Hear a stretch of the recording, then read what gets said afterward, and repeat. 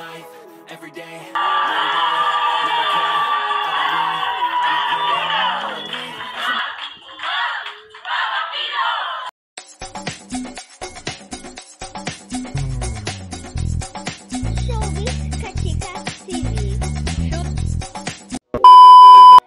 Hello mga kachika, kahapon nga May 12, 2025 ay ang halalan 2025 kung saan ang lahat nga ay naging abala sa kanilang pagboto.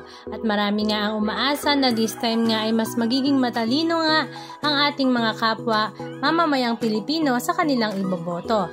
Isa na nga dyan ang pangangampanya ng bawat artista na bumoto nga ng tama at sana ay mas maging matalino na nga daw tayo this time. At ang atin ngang mga Pinoy showbiz celebrities ay ibinahagi nga sa kanilang mga social media accounts ang kanilang mga selfie with ink kung saan sila nga ay natapos na nga daw sa pagboto. At after nga ng ilang oras pa lamang na botohan, ay marami na nga rin kaagad ang lumabas ang resulta dahil nga sa mabilisang pagbibilangan. Ito nga ay nagkaroon ng excitement sa bawat isa. Sa rami nga ng tumakbong celebrities ngayong eleksyon ay meron ngang nanalo at meron din ngang natalo. Halika at isa-isahin nga natin ang election update this election 2025. Unahin na nga natin ang senatorial race kung saan pasok nga sa top 2 ang dating TV host na si Bam Aquino. Napaka-laking pasasalamat nga niya sa lahat kung saan talaga namang hindi nga daw niya ina-expect na magta-top 2 siya pero pinagdarasal naman daw talaga niya na makapasok nga siya. Pasok naman sa top 5 ang asawa nga ni megastar Sharon Cuneta na si Kiko. Kiko sa puso ko kung saan talaga namang marami nga ang tuwang-tuwa dahil muli na naman nga siyang nakabalik sa Senado. Ang kapatid naman ni Senator Raffy Tulfo na dating broadcaster na si Erwin Tulfo ay pasok nga rin sa top 5 ng Senado kung saan hindi nga daw niya ina-expect na malaking boto ang kanyang makakalap. Bumalik naman sa pagiging senador ang dating veteran TV host and actor na si Tito Sen or Tito Soto.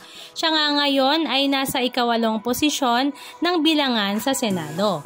Si Senator Lito Lapid naman ay nailaban pa nga ang kanyang pagtakbo sa Senado kung saan pasok nga siya sa number 11 posisyon. Kaya naman tuwang-tuwa nga daw siya at sulit na sulit ang pagod at puyat. Samantala sa congressional race naman ay tiyak na nga daw ang panalo ni Congressman Richard Gomez sa Leyte Port District.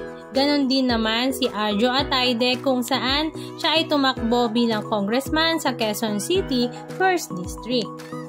Wagi nga rin ang mag-inang Lani Mercado at Jolo Revilla. Si Jolo Revilla nga ay nire-representa ang Cavite 1st District samantalang si Lani Mercado naman ay sa Cavite 2nd District. Ang bunsong anak naman ni Vilma Santos kay Ralph Recto na si Ryan Christian Recto ay wagi nga din sa pagiging congressman sa Batangas 6th District. Ito nga ang kanyang unang pagtakbo at pagsabak sa politika. Si Vilma Santos naman ay muli na naman ngang nagwagi sa kanyang pagtakbo bilang gobernador ng Batangas kung saan tuwang-tuwa nga ang lahat lalong-lalo na nga ang kanyang mga fans dahil alam daw nila kung gaano kaganda at good governance ang meron si Ate B.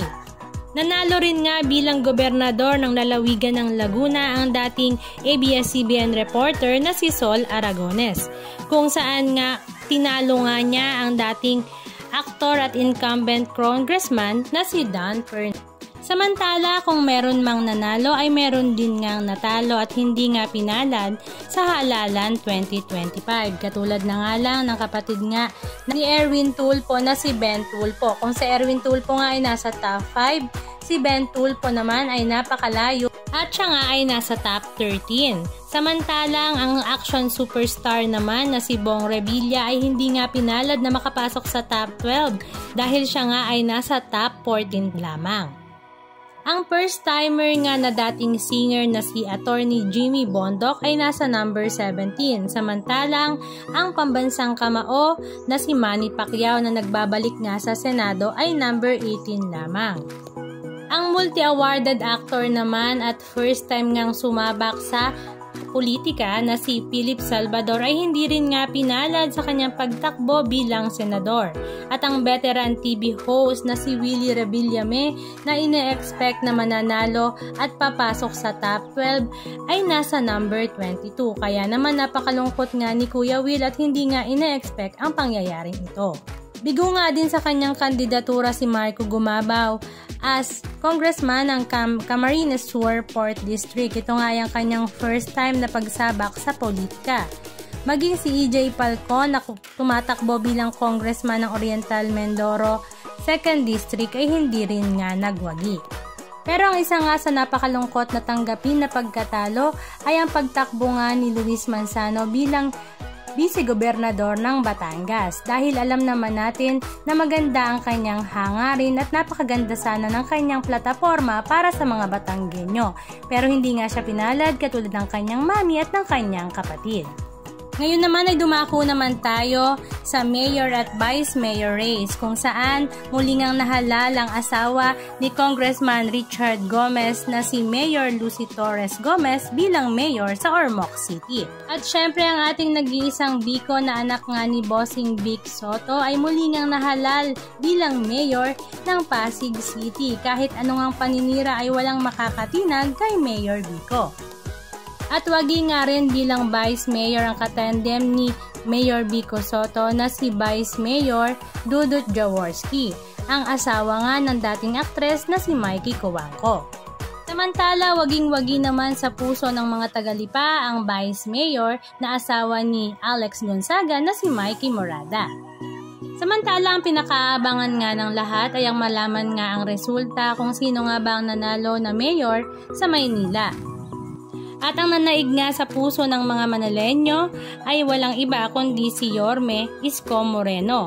Mahigpit nga ang labanan sa pagka-mayor sa lungsod ng Maynila at talaga namang hindi nga malaman kung sino nga ang mananalo noong hindi pa nag-e-eleksyon dahil maging si Sam Bersosa ay talagang napakalakas rin nga sa madlang people. Ang aktor naman na si Raymond Bagaching ay sinubukan nga ring lumaban bilang mayor sa Maynila dahil gusto rin nga niyang magkaroon ng pagbabago dito. Pero hindi naman siya pinalad at hindi nanalo sa pagka-mayor. Ang ilan naman sa mga Pinoy celebrities na tumakbo bilang mayor ay pare-pareho rin ngang natalo katulad na nga lang ni Victor Neri na tumakbong mayor sa Makati. Samantalang si Emilio Garcia naman ay sabay Laguna tumakbo bilang isang mayor. Ang dati namang direktor ng Showtime na si Direk Bobet Bidanes ay sinubukan rin ngang tumakbo bilang mayor sa Pililla Rizal pero hindi rin nga siya pinalad. At sa pagiging vice mayor nga ay marami rin ngang sumubok katulad na nga lang ni Yul Serbo na tumatakbong vice mayor sa Maynila pero hindi nga siya pinalad na manalo. Hindi rin pinalad si Monsur del Rosario na tumakbong vice mayor sa Makati, maging si Angelica de la Cruz sa Malabon at Anjo Iliana naman sa Calamba, Laguna.